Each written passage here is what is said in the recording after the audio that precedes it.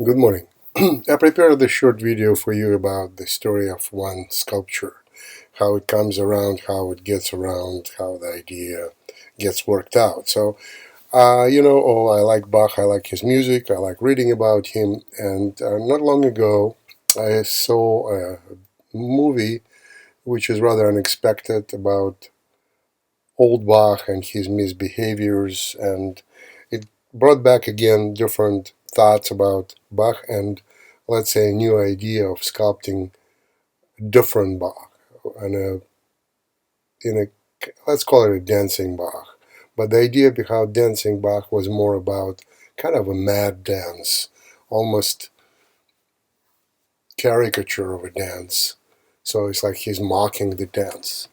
So anyway, these are ideas rough and sketchy, which are done only for purpose of figuring out the mood, the direction of major parts of the weights, where the leg goes in front, behind, the body goes up or down, and so you can see these are not drawings which are concerned about how good they are. It's all about the getting the idea in the direction and sense of the weights, where they're going to go and how they're going to appear. So those are simple small sketches. Then there is a sketch which is done in Photoshop, so it's a digital drawing where the drawing again is focused more on delivering the sensation about the image. It's a little better done, but it's a little better done only from first point of view, because when you look at it, it's very rough and very suggestive again. So it's all about the impact rather than understanding or representing understanding. So it's more about sensation and mood, how it should appear, what it should do. So then after that, after getting, let's say, the first burn kind of quenched, I start sculpting. So I start thinking about how it would actually work in material. So let's see how it actually works in material. So I did the first Bach, and that was the first attempt, right? So let's look at that one. So this is again done directly in wax, and it has only one wire going, no, it's actually one wire for the body and of the legs, and another wire across in the arms. But this is the first attempt directly in wax. It's about 12 inches tall, plus minus, and it's pretty descriptive, as you can see. It still has a lot of unanswered questions, but I left them at that stage because I thought that represents more of a movement if he has more unsaid things. So that was the first attempt, and again, I will draw you the base of the, if I would do the, so let's do that red so you can see it. So there's a one wire runs across, and then there's another wire is embedded, and it is doing that. That's it. So that is the armature for all three Bachs, which you're going to see. They're very similar, except that they are represented different compositions, right? So that's the number one dancing Bach.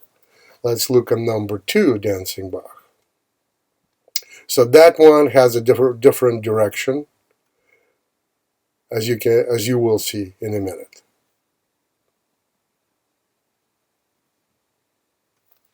So he's much more moving ahead. The proportions are different because I felt that Bach on the first Bach was a little too young. This is more bigger head, heavier body, different proportions, not as nice and natural as in the first one. But still, it was not delivering the sensation I wanted. It's definitely very different in its movement, as you can see. But it still was not satisfactory to what I wanted and how I wanted. So I moved and I made another number 3 Bach. So let's look at that one and see how that works. So this is a little taller than two previous ones. Direction is very different, so he is thrown all back. The movement of the sculpture you see because I'm pushing the limits of the rod. This rod is still the same thickness, but it's getting a little too tall, too big for the thickness of the wire. So you can see that it moves when it turns. So it has, but I thought it's not a big deal. It gives him more sense of dancing. It's much more abstract and I would say suggestive, but at the same time, it's extremely different in its movement and application. So here are the, let's say, 3 different Bachs dancing the same macabre dance.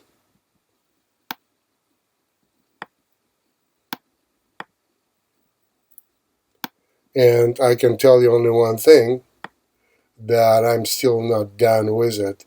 It's not satisfactory to original drive, I would say.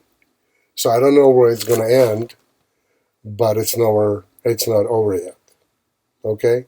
I'll see you when I'll be there. Thank you. Bye-bye. Hello, my name is Simon Kogan. I have been a sculptor longer than I can remember.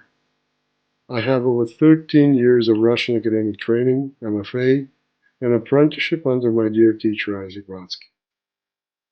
I'm very excited to share everything I have learned over the years with you in this course.